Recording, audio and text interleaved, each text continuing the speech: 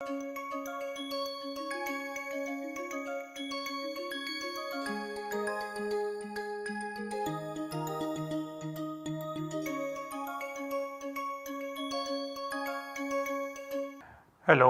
welcome to the lecture number 3 of Quantum Mechanics and Molecular Spectroscopy course.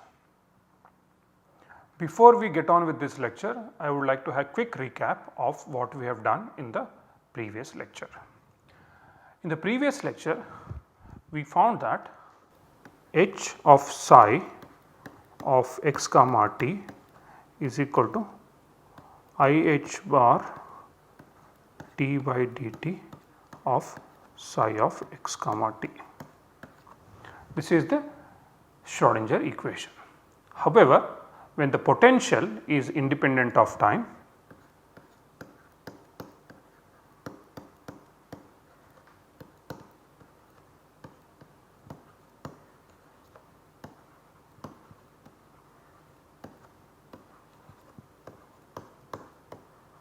that is V of x comma t can be written as just V of x. This is something we have discussed because many problems in chemistry or many systems in chemistry have potential that is independent of time, okay, such as particle in a box or hydrogen atom or harmonic oscillator. In such scenario, we can get two different equations. One is I h bar d by dt of phi of t is equal to E phi of t and h psi of x is equal to E psi of x, such that psi of x comma t is equal to psi of x multiplied by phi of t. And we also showed that psi of x comma t is equal to psi of x into e to the power of minus I e t by h bar, and this we called as the phase factor.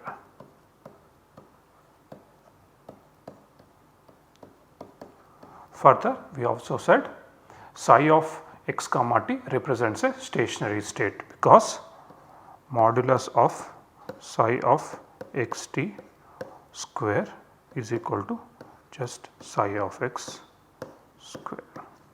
So, this represents a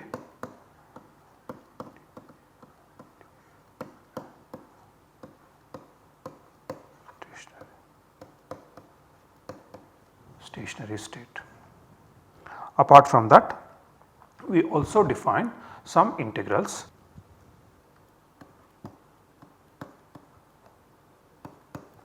Overlap integral, this was nothing but integral psi m star psi n d tau, this is equal to delta m n, also could be written as in bracket notation psi m psi n. Similarly, we have expectation value,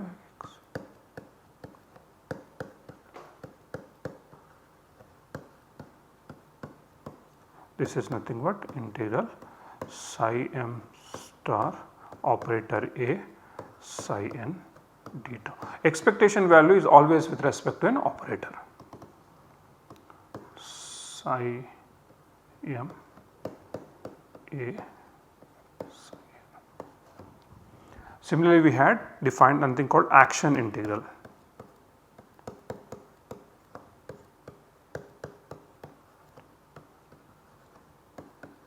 Integral psi m. Okay, in the case of expectation value,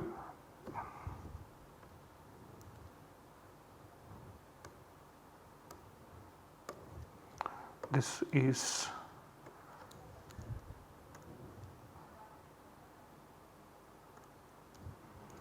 n, okay, I beg your pardon, okay, psi m star a psi n d tau, this is nothing but psi m a psi n. Now expectation value is a special case of action integral. Okay. Then we also defined something called Hermitian operator.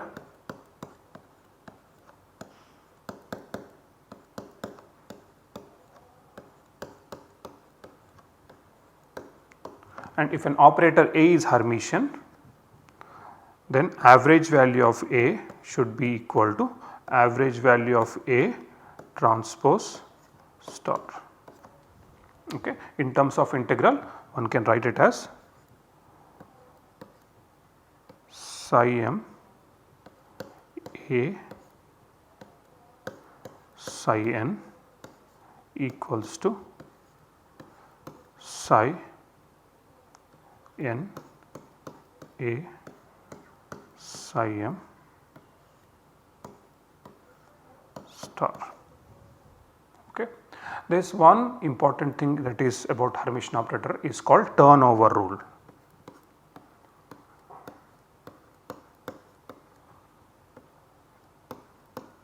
And turnover rule simply says that psi m star A psi n t tau equals to integral A psi m whole star psi n t tau. Okay. Now this tells us that Hermitian operators can operate in both direction, forward as well as backward. Now let us look at some important aspect called time evolution. Okay. Now the Schrodinger equation is IH bar d by dt of psi of x comma t is equal to h psi of, okay, which means the psi of x and t will evolve in time. The time derivative simply says that how it will evolve in time, and that will depend on the Hamiltonian. Okay. Now we also know that if you have a time independent potential, then your psi of xt is equal to psi of x multiplied by e to the power of minus I e t by h bar. And an average value of an operator A is defined as, on expectation value of an operator A is defined as psi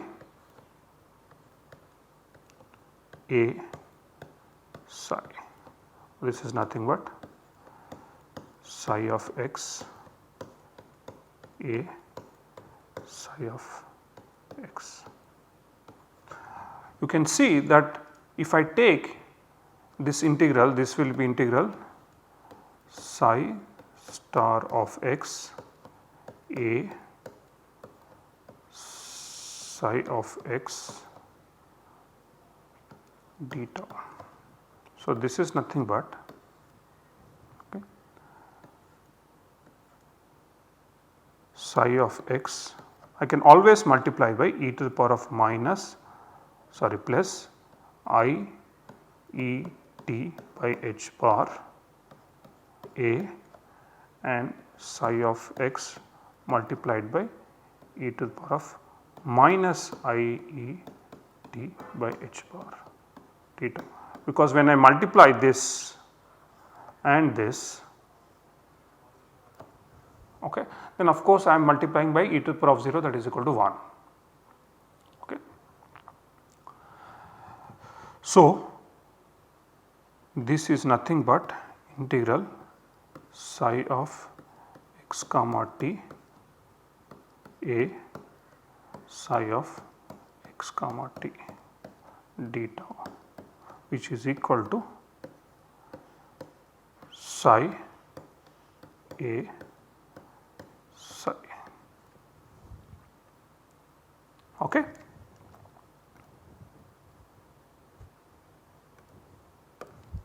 Now, let us start with an operator A such that operator A does not have any time dependence, which means d by dt of A equals to 0. This simply means operator A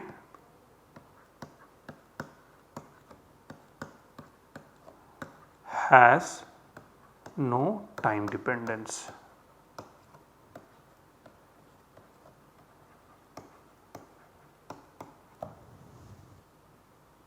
Okay. Now, even though A may not have time dependence, what will happen to the expectation value of the operator A? Okay. So, what I want to now evaluate is that I want to evaluate the expectation value of operator A, its time dependence. Now, this is given by d by dt of expectation value of A is nothing but psi A psi. I had shown a minute back that this integral is equal to d by dt of psi A psi. Okay. So, let us expand this. So, d A by dt equals to d by dt of integral psi star A psi theta. Now, you have to differentiate because psi A and psi are three either operators or functions. So, one can write this as this is equal to integral of d by dt of psi star. So, I am using a product rule for differentiation A psi theta plus integral of psi star dA by dt psi d tau plus integral of psi star A d by dt of psi theta. So, this I will write as 3 integrals. Okay. Now, we will see that the second integral, this one, okay, this is equal to 0 because we said d to begin with, we said that dA by dt is equal to 0. So, now I am left with only 2 integrals. So, d of A dt equals to integral of d by dt of psi star A psi theta plus integral of psi star A d by dt of psi theta. Now, here we are going to invoke the Schrodinger equation. What does Schrodinger equation says? I h bar d by dt of psi equals to h psi. This implies d by dt of psi is equal to 1 over I h bar h psi. Now if I take a complex conjugate of this, okay, d by dt of psi star equals to I h bar h psi star and with a negative sign, because I will become minus I. Okay.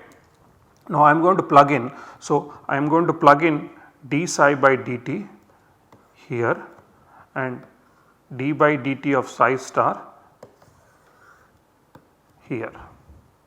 Okay. Now if I do that, then I will get integral minus 1 by I h bar h psi whole star multiplied by a psi d tau equals plus integral 1 over I h bar psi star a h psi d tau. Okay. Now 1 over I equals to minus I. So if I use that, I can take this I to the numerator and this also I can take numerator. So this will become I by h bar, I can take a integral h psi star a psi d tau plus minus integral psi star a h psi d tau. Okay. Now we have these two integrals. Okay. Now if I use Star-Nova rule here,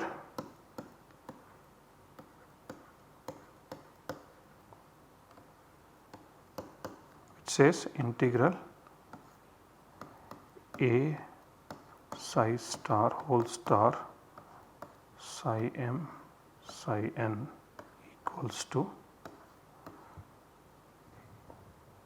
integral d tau equals to psi m star a psi n d tau. If I use that turnover rule, then I can write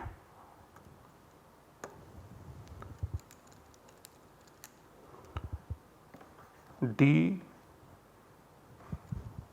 then I can write d by dt of average value of A equals to I by h bar integral h psi whole star a psi d tau minus integral psi star a h psi d tau. So this will nothing but I h bar integral h a psi d tau minus integral psi star a h psi d tau. Okay.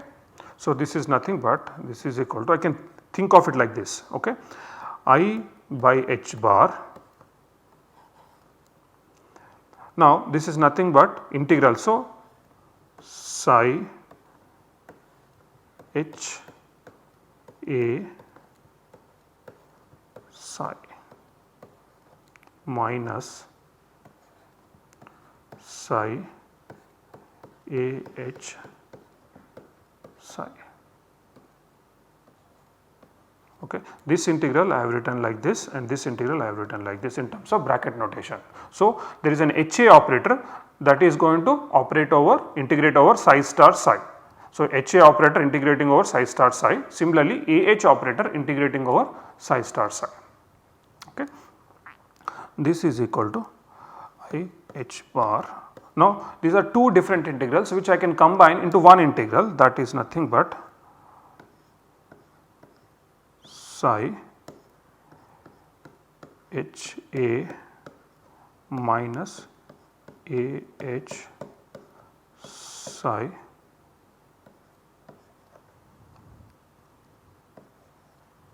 okay. Now, you can see that HA minus AH.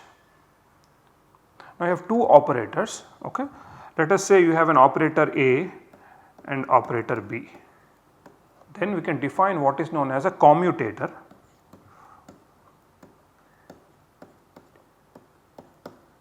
It says commutator A comma B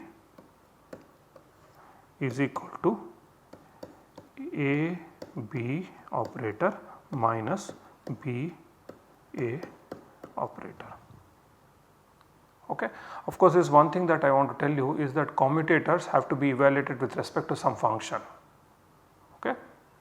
But nonetheless, it is just the AB minus BA. Now, if you have A and B as numbers or functions, then commutator AB will always be 0, but that is not necessarily true for operators. Okay. So, a commutator may be equal to 0 or may not be equal to 0 of two operators A and B. Okay. So, this is equal to I by H bar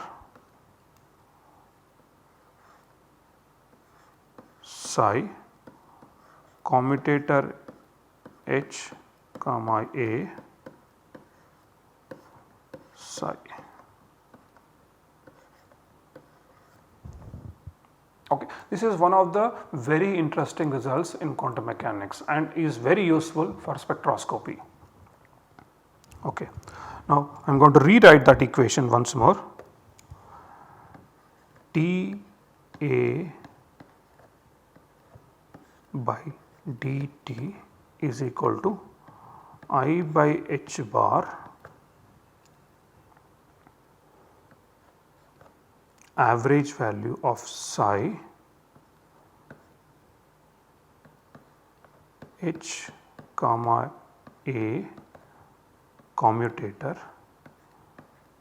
psi.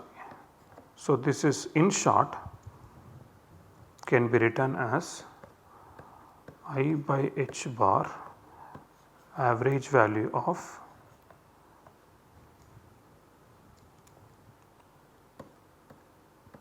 H A commutator d A by dt. Okay, what does it mean? This is a very important formula. It says that if a operator A commutes with H, of course if it commutes with H, this will go to 0, HA commutator will go to 0, then dA by dt will be equal to 0. So, the average value of A, the time dependence of it, will depend on whether A commutes with the Hamiltonian or not.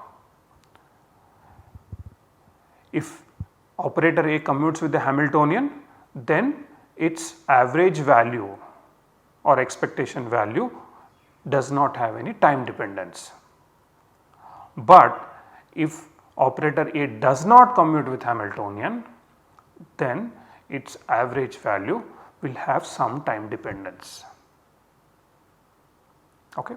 In spectroscopy, this is very interesting because if you start with the molecules and interact with the light, and if you write an operator corresponding to light, it does not commute with Hamiltonian.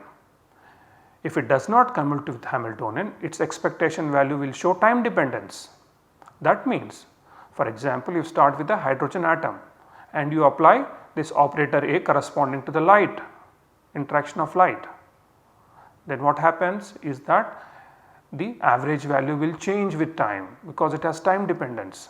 So, something that started with 1s will end up with some other expectation value corresponding to either 2s or 2p or 3s or 3p depending on the nature of your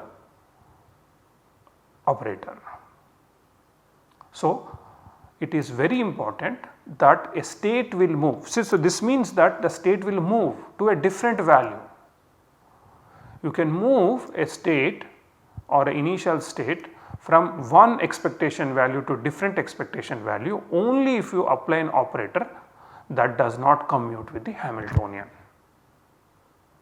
Okay. I will stop for this lecture. We will continue in the next lecture. Thank you.